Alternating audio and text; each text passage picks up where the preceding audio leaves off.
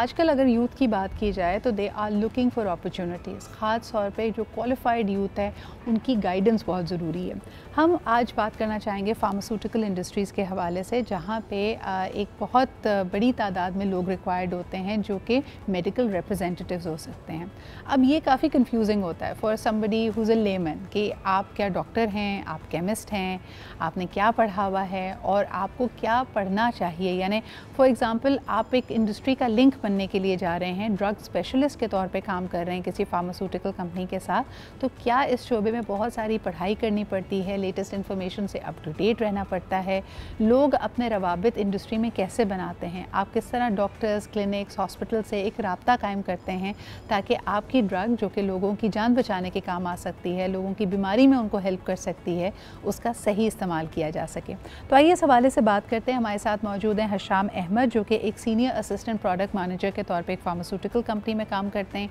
इन्होंने भी अपने करियर की शुरुआत में एज अ मेडिकल रिप्रेजेंटेटिव भी काम किया है, तो इनके तजुर्बे से कुछ सीखने की कोशिश करते हैं। अस्सलाम वालेकुम हशाम। वालेकुम अस्सलाम। कैसे हैं आप? अल्हम्दुलिल्लाह मैम, खैरियत से। हशाम, इस फील्ड में फार्मास्यूटिकल फील्ड में आपको कितना अरसा हो गया? मैम मुझे ओवरऑल तकरीबन 6 साल का अरसा 6 साल हो गए। अच्छा, for a lot of young people उनको लगता है कि जैसे डॉक्टरी में बड़ी पढ़ाई करनी पड़ती है, उसी तरह जब आप अद्वियात से फार्मास्यूटिकल्स के शोबे से मुंसलिक हैं तो ये बड़ा ही पढ़ाकू लोगों का काम है। क्या ये तासुर सही है? Ma'am as per normal general public awareness के तौर पर अगर बताना चाहें तो ये तासुर बिल्कुल सही है। और इससे रिलेटेड क्योंकि आपने ख़ुद ही कहा कि अद्वियात ऐसी चीज़ें जिसमें वक्तन फ़वक्तन रोज़ाना की बुनियाद पे नई नई जिद्दत और एडवांसमेंट आती रहती है, तो उस चीज़ से अपडेट रहने के लिए आपकी कम्युनिकेशन स्किल्स और आपकी स्टडीज़ का स्ट्रॉन्ग होना बहुत लाजमी है। और ख़ास तौर पे इस प्रोफेशन में क्योंकि आपका इंटरेक्शन कंसीडर किया जाता है कि हाईएस्ट प्रोफाइल हायर एजुकेशन लोगों के साथ जो है वो हो रहा होता है, जिसमें डॉक्टर्स जो हैं वो शामिल होते हैं। तो इसकी बुनियादी वजह यही है कि आपकी एजुकेशन बैकग्राउंड जो है वो स्ट्रॉन्ग हो। बिल्कुल सही। और आजकल हम देख रहे हैं कि नित नए अंदाज में जो भी आपके पास इंफॉर्मेशन है लेटेस्ट अद्वियात के हवाले से उसको डॉक्टर्स तक पहुंचाना।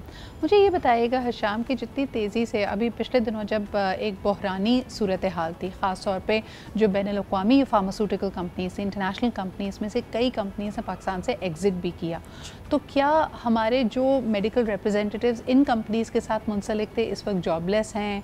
उनको मार्केट में क्या स्पेस मिल रही है? वो किस तरह अपना काम आगे बढ़ा रहे हैं?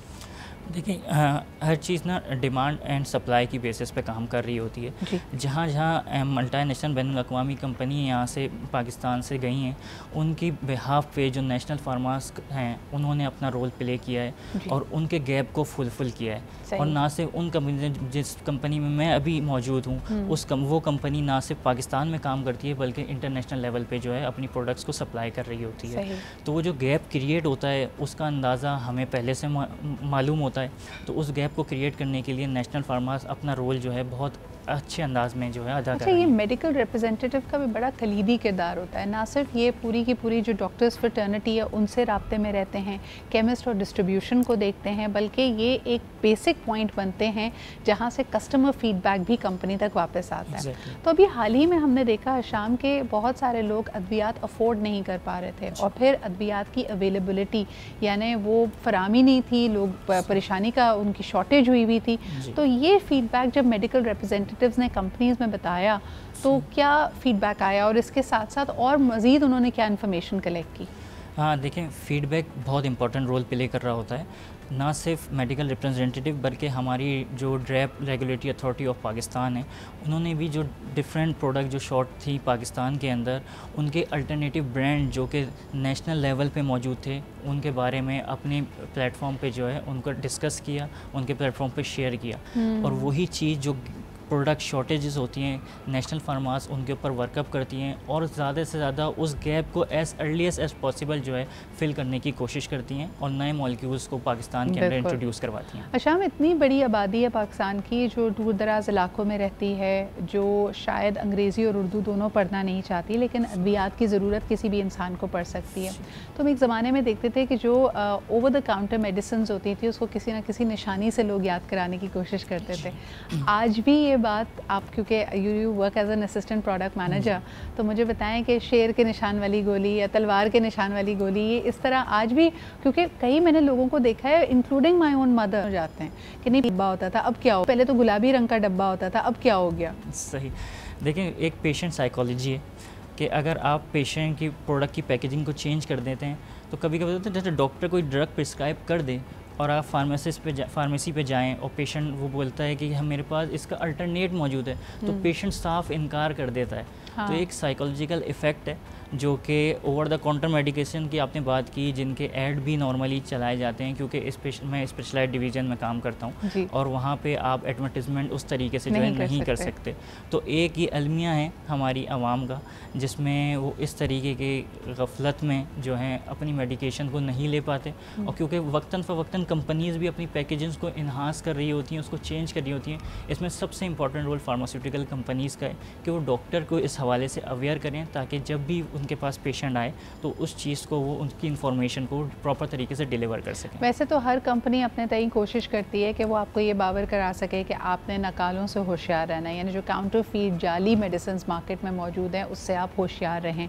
मुझे ये बताएं, इतना एक्सपीरियंस होता है मेडिकल रिप्रेजेंटेटिव्स का हिशाम, क्या वो देखकर बता सकते हैं कि जाली पैकेजिंग वाली दवाइयाँ कौन सी हैं, या अब आहिस्ता आहिस्ता ये नकाल यानी जो जाली दवाइयाँ बनाने वाले हैं वो भी बड़े स्मार्ट होते चले जा रहे हैं? देखें, जैसे जैसे वक्त के साथ साथ एडवांसमेंट आती जा रही है, तो ये जो नकली मेडिकेशंस हैं ये भी अपने साथ साथ बहुत एडवांस होते जा रहे हैं। हत्ता कि डिफरेंट जो प्रोडक्ट्स अवेलेबल होती हैं उनमें proper manufacturing batch number mention होता है, और अब साथ साथ QR कोड भी मेंशन किया जा रहा है, जिसके नतीजे में उसको स्कैन करने से आपको प्रॉपर ऑथेंटिक इन्फॉर्मेशन मिल सकती है।